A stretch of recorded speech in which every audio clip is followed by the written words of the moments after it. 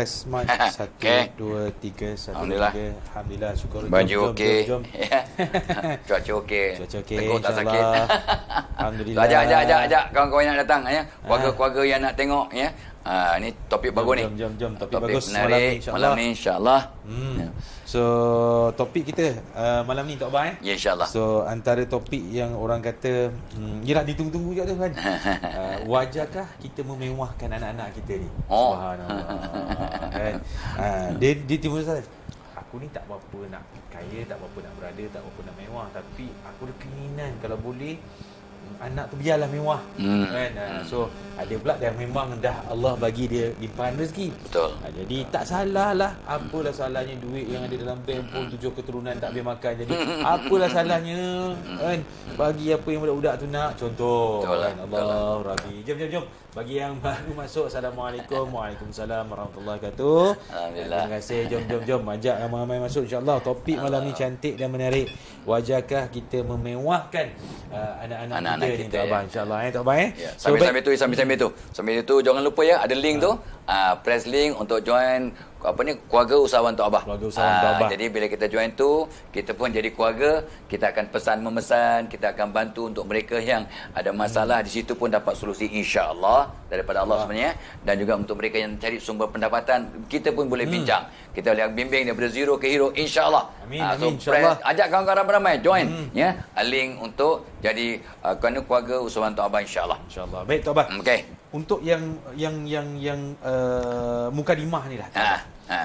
Kita tengok senario dekat luar sana Tok Abah pelbagai lah, termasuklah mungkin kita sendiri pun Tok Abah, kita pun ada Allah bagi rezeki memiliki anak, keluarga dan sebagainya. Jadi kita nak tahulah Tok Abah, antara orang kata jenis-jenis didikan ataupun jenis-jenis sifat ataupun perangai ibu dan bapa ni Tok Abah yang ada untuk mereka ini melayan ataupun untuk mereka ini mendidik anak-anak tersebut.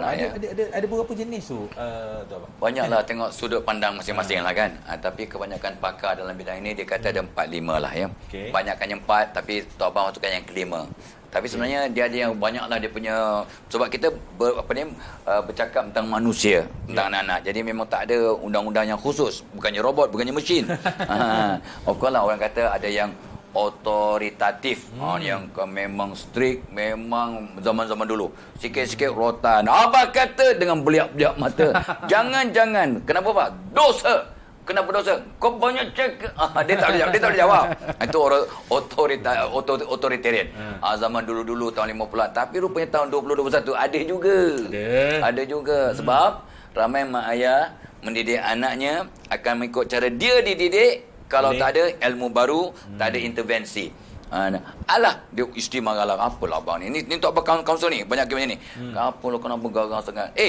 Aku dulu mak bapak aku rotan dengan kayu, dengan rotan, dengan penyediaan baju. Hanger tu lah ya. Aku jadi orang. Aku jadi engineer. Berjaya. Adik-adik aku semua berjaya. Itu didik anakmu ikut zamannya. So itu yang authoritarian.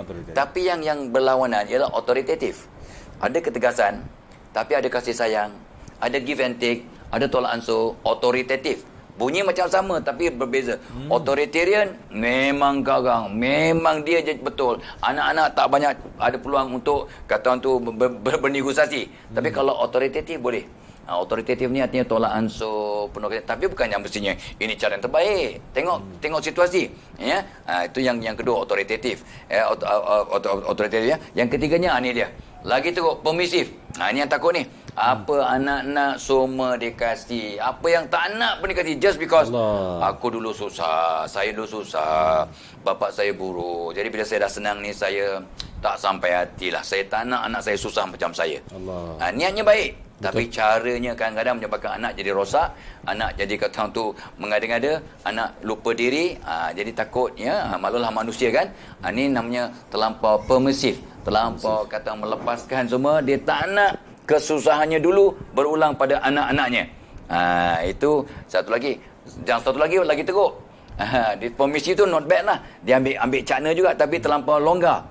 Yang satu lagi uninvolved. Ini bapa terlampau sibuk, bapa usahawan, bapa yang pagi petang siang malam. Dia memang tak tahu pun. Allah, nama cikgu tak tahu je, apa subjek anak dia tak tahu semua. Terus semua pulang pada mak ya. Kalau pula dua-dua sibuk, terpulang pada bibi.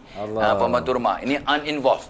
Ini pun ada berlaku zaman sekarang. Saya okey, saya bagi semua apa nama dia punya nafkah semua, duit buku, duit tuition, duit naik bas semua cukup. Is that all? Adakah itu saja yang anak perlukan? Itu yang kita pernah mendengar kisah tu yang anak-anak yang kadang terpaksa berapa abah kerja kalau setengah jam tu berapa bayaran bah? Adalah dalam RM50 kalau abah kalau kerja setengah jam, kalau sebab 1 jam RM100.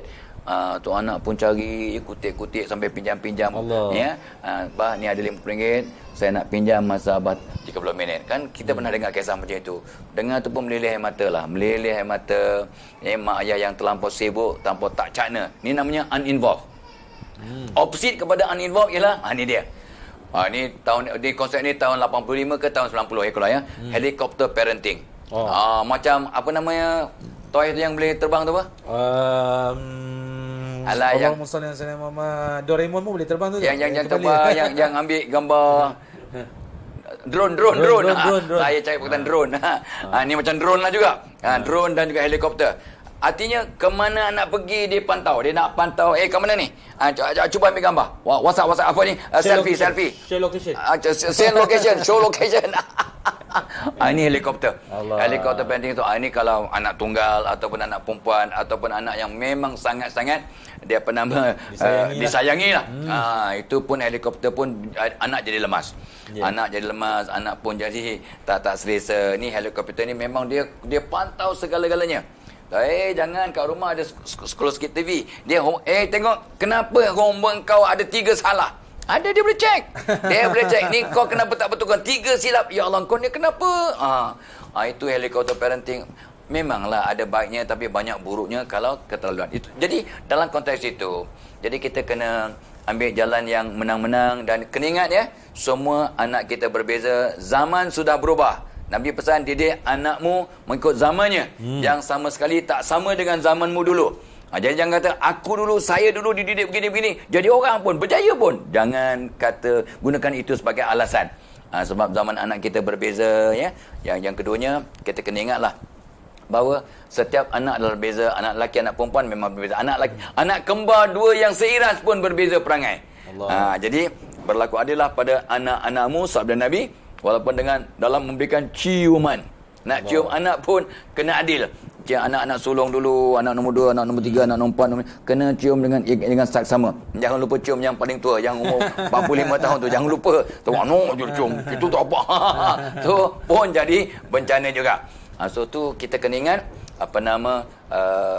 kadang-kadang kita jadi nak tanya SBO ni pengalaman ya sebagai seorang trainer, sebagai seorang counselor juga, sebagai seorang usahawan, apa antara punca lah ya yang kita kadang terlampau ialah memewahkan anak, memanjakan di samping apa yang kita sebut tadi tu, ikut sisi pandang SBO lah. Okey, terima kasih Tok Abah. Saya nak kait balik dengan apa yang Tok Abah kata antara jenis-jenis type ataupun didikan keluarga. Antaranya Tok Abah adalah permisif tadi tu, yang mana terlalu kasihan melihatkan anak-anak. Itu antara faktor yang kadang-kadang ibu bapa ni mengambil pendekatan dia terlalu memewahkan anak dia. Sebab sejarah ataupun kisah silam dia tu kalau boleh dia tak nak anak-anak ni lalui. Betul. Kan? Betul. Kalau dulu dia pergi sekolah dengan kemampuan ibu dan bapa pada ketika itu pergi belanja hanya 20 sen je. Allah, ya betul. Betul. Bila kita cerita dengan anak kita dulu, abah dulu belanja 20 sen je tu. Ish, tipulah abah. 20 sen dapat gula lehat satu je tu. Sekarang lah ya. Sekarang lah kan. Kalau dulu 20 sen tu insya-Allah nasi lemak sepinggan tu boleh dapat lah. Ya, nasi lemak dengan air. Dengan air. So, itu adalah antara faktor pertama. Bila kita turun kepada kajian lapangan, betul, kita dapat melihat bahawa ramai ibu bapa mengambil tindakan memewahkan anak-anak. Dia ada 2 keadaan, Tok Abah. Satu, dia memang dia mampu. Maka dia memewahkan anak-anak tersebut berdasarkan kemampuan yang dia ada. Tapi ada lagi satu senario yang tak berapa nak baik, yang akan memberi kesan implikasi yang sangat negatif kepada anak-anak, iaitu bila mana mak bapak yang tak berapa mampu, yang dari sudut ekonominya, dari sudut kewangannya tak senang cerita dia tak boleh nak bagi itu semua. tetapi dia berusaha nak juga melayan kerana kehendak dan kemahuan anak-anak tersebut. Betul. Yang Betul. ini dia akan menjadi satu konflik di hujungnya. Sebab apa? Sebab apa Tok Abbas saya kata demikian?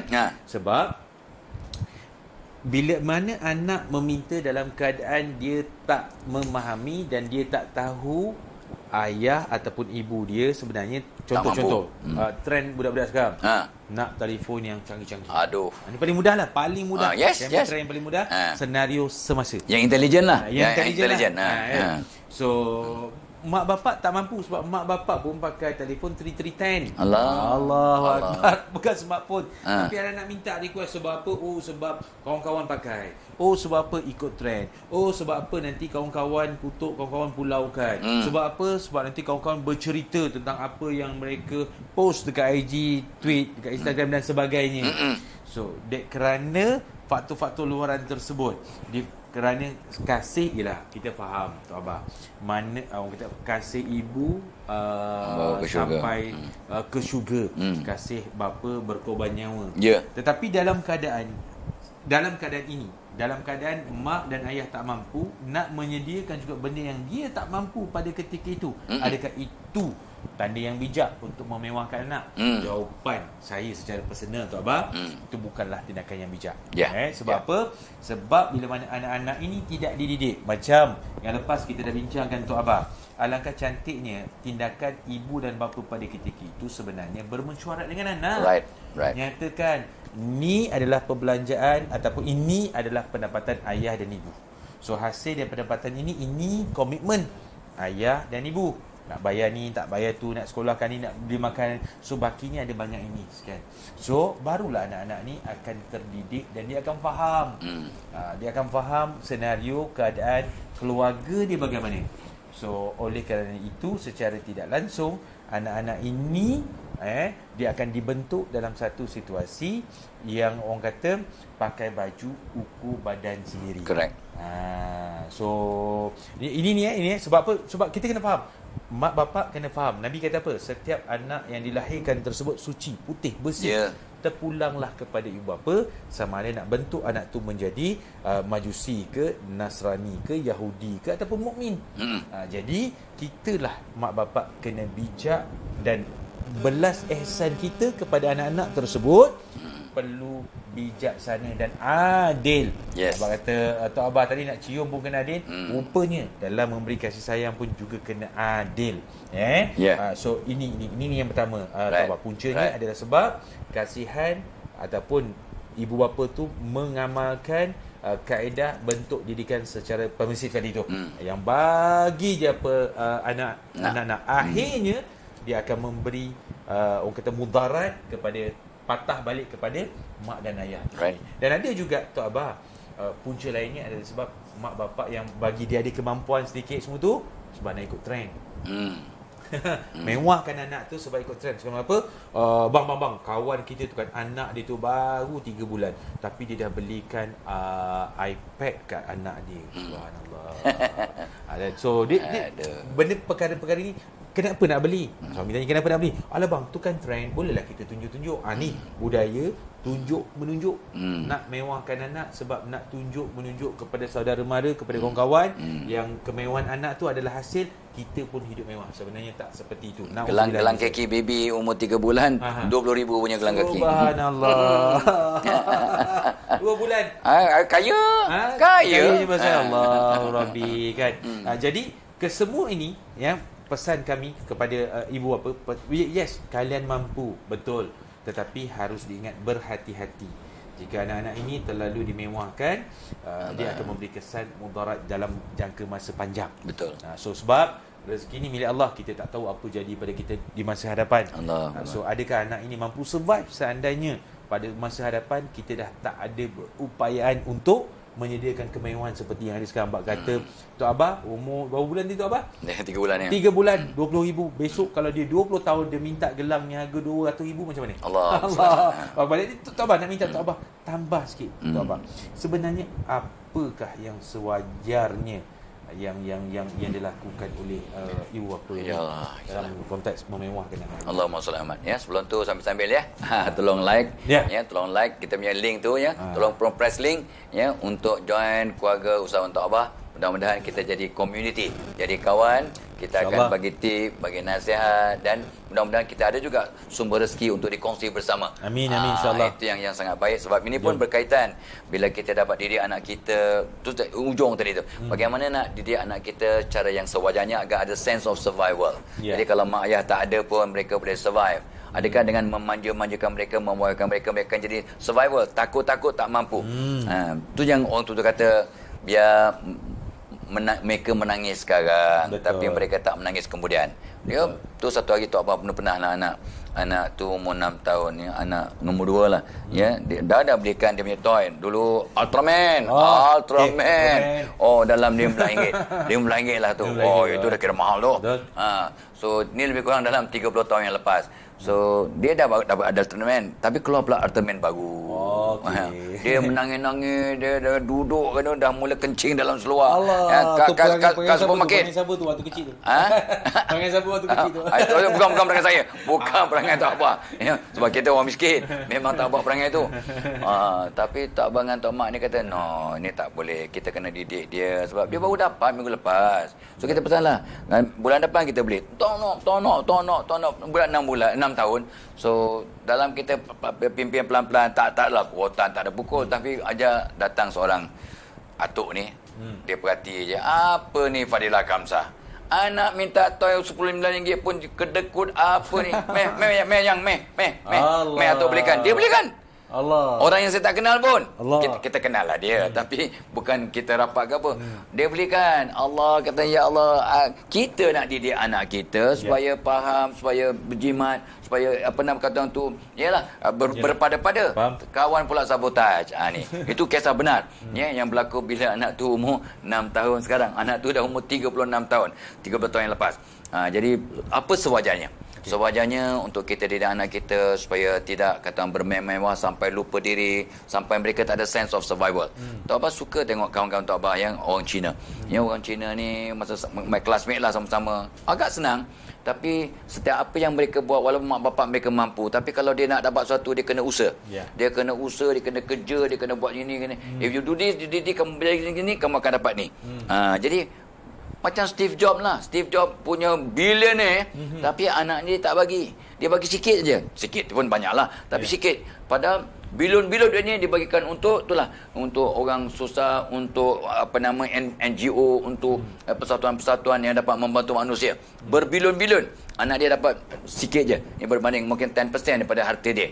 Sebab dia tak nak memewahkan anaknya. Sebab dia kata samalah macam kata seorang ulama pada saya tak tinggalkan apa-apa harta, tapi saya dah bagikan dia ilmu, saya dah bagi dia iman, ya, ilmu tentang iman lah, ya, bagikan dia agama. Sebabnya untuk mendidik anak kita supaya tidak bermewah-mewah, supaya tidak membazirnya. Pertamanya of course lah, kita bagikan persediaan dari segi fizikal, ya, rumah, tempat tinggal, pakaian, makanan yang ala kadar lah, yang sesuai, ya, fizikal. Sebabnya jangan kata, saya dah bagi semuanya pada anak saya, ya, cuma saya tak ada masa je nak layan mereka. Salah. Ya, fizikal penting, emosi penting. Kasih sayang, sentuhan, berbual. Yang orang kata apa? Quality time.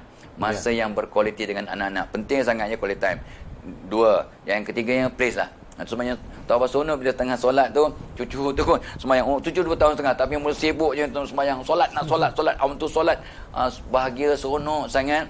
Sebab anak-anak ni umur 2 tahun dah nak ikut solat. Tapi anak umur 20 tahun dah mula lihat nak solat. Kalau tidak, ada kata orang tu pimpinan yang berterusan. Dan Tok Abah biasa jumpa anak umur 20 tahun puasa dah dekat kan? Puasa solat tidak. Allah. Puasa aurat tak tutup. Puasa masih berbohong. Puasa tapi masih buat rentetan dosa demi dosa, sebab itulah tak seimbang. Jadi unsur-unsur spiritual sangat penting. Ya, solat umur 7 tahun ajar solat. Tapi bukan umur 7 tahun ajar solat. Umur 7 tahun pastikan dia ikut solat dengan sempurna. Walaupun 7 tahun. Umur 2 tahun tadi, cucu 2 tahun setengah 3 tahun dah ikut dah. umur 7 tahun kita bimbing dia solat, ambil wuduk dengan betul, ya, sekolah dah ajar, tadika dah ajar, ya, bacaan dah betul. So umur 10 tahun kalau tak solat kita rotan. Dan Tok Abah biasa tanya, survey mak bapak yang berpuluh ribu, mungkin ratus ribu, ya, berapa orang yang pernah rotan anak mereka? 90% angkat tangan. 90% pernah rotan sebab curi, sebab tak buat homework, sebab nakal, sebab pecahkan barang, sebab curi apa ni, sebab punting tuition, sebab punting swimming class, sebab. Berapa orang yang pernah rotan anak sebab tak solat? Adalah 10%. Allah. Daripada 90% yang pernah rotan anak, 10% saja yang mengaku saya pernah rotan anak saya sebab tak solat. Maksudnya apa? Oh, untuk benda ponting kelas ke, gaduh ke, kita boleh rotan anak. Tapi bila Nabi suruh anak umur 10 tahun tak solat, boleh dirotan. Setelah memberikan amaran, nasihat, didikan yang seimbang, 10 tahun tak sembahyang dengan sengaja tanpa sebab, rotan. Bukan rotan nak menganiaya, untuk mendidik dia agar selamat, agar dia tidak kata untuk bermewah-mewah, ya. Tapi kalau katalah mak bapak kata SBO tadi, mau memang orang kaya, jadi dia anak kan diberikan yang munasabah lah, ya, kemewahan. Tapi dari segi emosi dijaga, ya, peluk, cium, kasih sayang. Dari segi spiritual dijaga, hantar mengaji, pastikan dia solat, ya, pastikan dia buat perkara-perkara yang sepanjang baca Quran, ya. Dari segi saksiah, dididik apakah sunah-sunahnya, saksiahnya, sopan santunnya. Sebab tidak ada peranan mak bapak yang lebih penting daripada memberi nama anak yang baik-baik dan mendidik akhlak. Sabda Nabi SAW. So, bagi nama anak yang baik-baik dan didik akhlak. So, saksiah ini based on akhlak. Lepas tu, didik mereka cara nak bercakap, cara nak berinteraksi, cara melayan orang tua. Salam tangan nak, ya, cakap terima kasih, Atuk, maaf, Atuk. So, kita didik tentang cara bersosial, dan rangsang intelek mereka dan sebagainya. So, jadi kalau kita mendidik anak kita secara seimbang, terutamanya dia punya spiritualnya mantap, Tok Abah tak risau kalau anda, ialah agak, katalah, atas kemampuan, memewahkan sikit anak, berpada-padalah, ya. Tetapi seimbang, ya, physical, emotional, spiritualnya dan sebagainya, saksiah kita didik dengan seimbang, Tok Abah tak risau. Yang Tok Abah risau ialah kita bagi kemewahan tapi tidak disertakan dengan rentetan didikan yang sepatutnya menyebabkan dia lebih bersedia untuk menangani sebarang situasi, termasuklah sense of survival kalau mak bapaknya, ya, tak ada ataupun jatuh miskin, bankrupt, kena buang kerja dan sebagainya. Okey. Baik, Tok Abah, satulah yang saya nak respon, Tok Abah, kan. Dia sebenarnya, Tok Abah, kalau kita memberi memanglah peranan sebagai ibu dan bapa ni menjadi tanggungjawab. Jangan pula yang menonton malam ni dia menyalah tafsirkan perbincangan kita, Tok Abah. Kata, oh macam tu kita nak kena bagi anak ni susah, kalau dia nak makan dia kena cari sendiri. Janganlah. Kan? Itu kan menjadi tanggungjawab wajib bagi seorang ibu ataupun bapa ataupun ibu untuk memberi nafkah zahir dan batin kepada anak tersebut. Cuma di dalam memberi kecukupan keperluan tu, itu dah merupakan tanggungjawab dan benda yang wajib, Tok Abah. Right. Yang dibimbangi seperti yang Tok Abah katakan tadi adalah bila mana ibu bapa itu dia memberi lebih, iaitu kemewahan yang luar biasa. Yang luar biasa, sehingga kan tiada batasan ataupun tiada peraturan yang dibentuk ataupun yang orang kata ilmu nilai tambahnya yang membimbing anak-anak ni kemewahan tu supaya dia tidak menjadi kufur. Itu yang paling utama, tak apa, kan? Kita bimbang yang itu. Bagi dia kemewahan, dengan kemewahan tersebut timbul rasa riak dalam diri dia, timbul rasa wujud dalam diri dia. Tak apa, na'udzubillah min zalik. Yang ini yang kita bimbang, yang ini yang kita risau. Tetapi kalaulah anak-anak tersebut dia dapat dengan kemewahan yang kita beri tersebut, kita didik dia, bimbing dia untuk apa? Untuk dia share, untuk dia bersifat dengan sifat pemurah. Ada dalam camp kita dulu, camp pelajar, ya. Tok Abah terdengar lah, oh kita nak kawan dengan dia lah sebab bapak dia kita kancil. Takkan nak kawan dengan budak-budak kita, kan? Allah sedihnya. Sedihnya. Betul? Yang inilah yang inilah yang menjadi kerisauan sebenarnya. Sebab senario, kena faham, ibu bapa yang menonton pada malam ni, kalian kena faham, kalau kita tengok trend di sosial media ataupun di mana-mana media sosial yang ada sekarang ni, orang nak tunjukkan kemewahan, nak appealkan kemewahan tu, sehingga kan kalau anak kita ni seorang yang aktif, dia pun sama.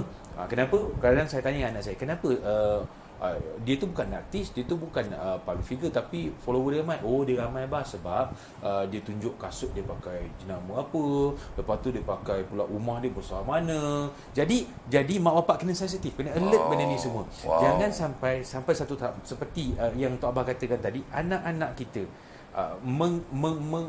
memanipulit kemewahan yang kita berikan kepada mereka tersebut untuk bersifat dengan sifat yang Allah cela. Antaranya kufur, riak, memandang hina kepada orang lain. Nauzubillah min zalik. Ini semua perbuatan-perbuatan, minta maaf ya ibu bapa semua, perbuatan-perbuatan yang menjadi fitnah kepada mak bapak di atas harta, di atas rezeki yang Allah bagi kepada kalian untuk kalian jawab di hadapan Allah. Allahu Akbar. Bagi mewah dekat anak. Okey, tapi kenapa anak bersifat kufur? Sebab kita tak ada ilmu untuk didik dia supaya dia jadi orang yang bertakwa. Dengan sepatutnya Tok Abah, dengan kemewahan yang kita berikan tersebut tak jadi masalah, dengan syarat kita ajar dia, okey nak, kalau jumpa orang yang susah kita bantu. Kongsi rezeki tersebut supaya dia faham, oh dengan rezeki yang aku ada, yang Allah bagi kepada mak bapak, orang bagi pada aku ni adalah untuk aku kongsi, bukan untuk aku banggakan ataupun untuk aku tidak nak berkawan dengan anak yang miskin. Semua ni nauzubillah min zalik. Itu antara satu benda lah. Ada satu benda mak bapak kena faham, kena careful, kena hati-hati. Saya mengupas apa yang Tok Abah katakan tu. Nak bagi boleh, tapi mesti ada peraturannya, mesti ada garis panduannya. Nombor 2, kita bimbang. Kalau kemewahan yang kita kongsi, kita bagi kepada mereka ni, sebab ialah kita pun orang senang kan, Allah nak uji kan. Anak-anak ni jangan dia berada di dalam comfort zone. Alah, kenapa nak sekolah? Harta abah ada tu pun, kalau saya tak sekolah pun saya boleh share dengan 7 keturunan saya. Allah. Nampak tak? Bila anak-anak ni berada di dalam comfort zone yang sangat selesa, kan, semua minta maaf lah, semua kerja rumah disettlekan oleh bibi sebagai contoh. Semua keperluan yang dia perlukan, apa saja keluar, telefon terbaru dia dapat, minta yang mak bapak mesti dapat ni kan.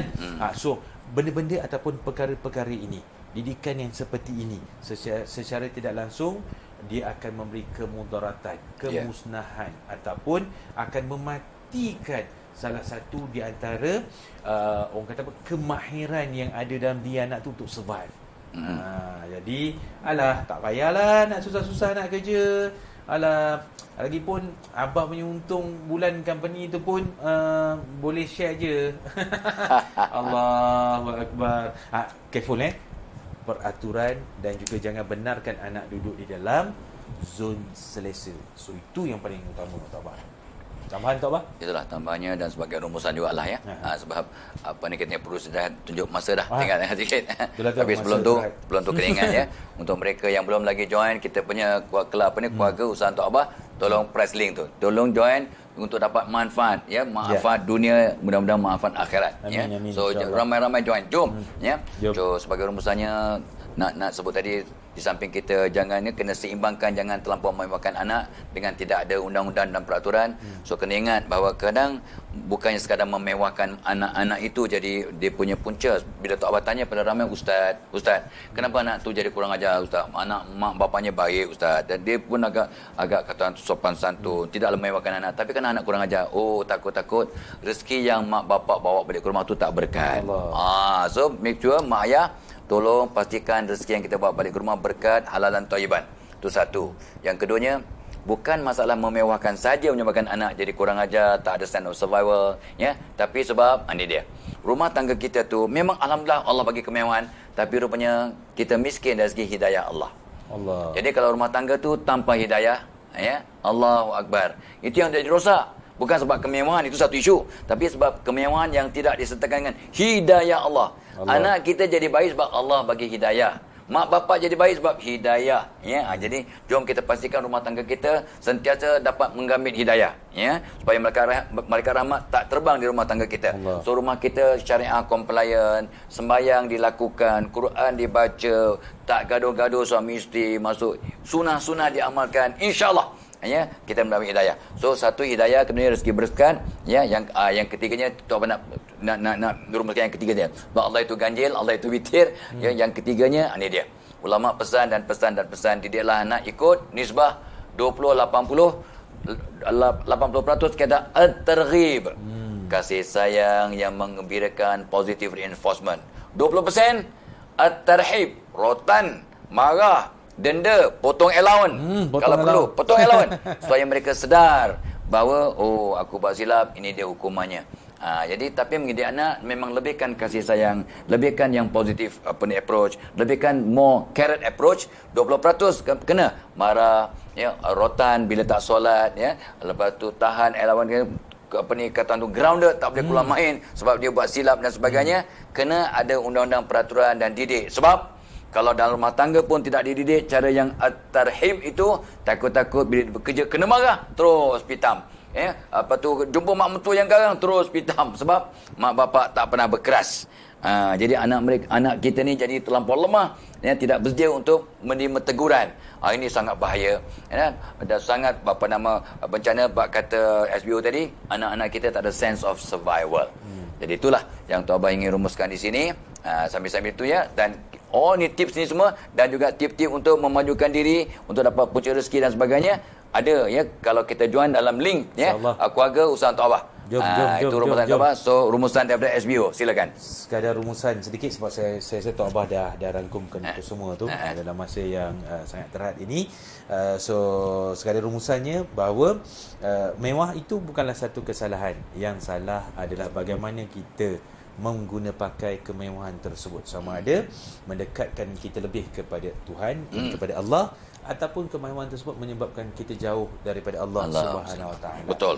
So kalau kita lihat para sahabat Nabi sallallahu alaihi wasallam juga ada yang mewah, tetapi kemewahan tersebut mereka guna pakai untuk dekatkan mereka dan juga ahli keluarga mereka kepada Allah Subhanahu Wa Taala.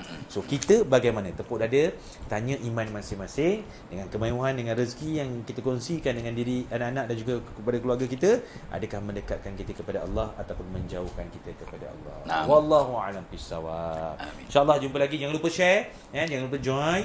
Mudah-mudahan ia memberi manfaat juga kepada orang lain terhadap apa yang kalian lihat pada malam ini. InsyaAllah. Tuan Abah. Wabillahi taufiq wa hidayah. Assalamualaikum warahmatullahi wabarakatuh. Terima kasih. Waalaikumsalam warahmatullahi wabarakatuh.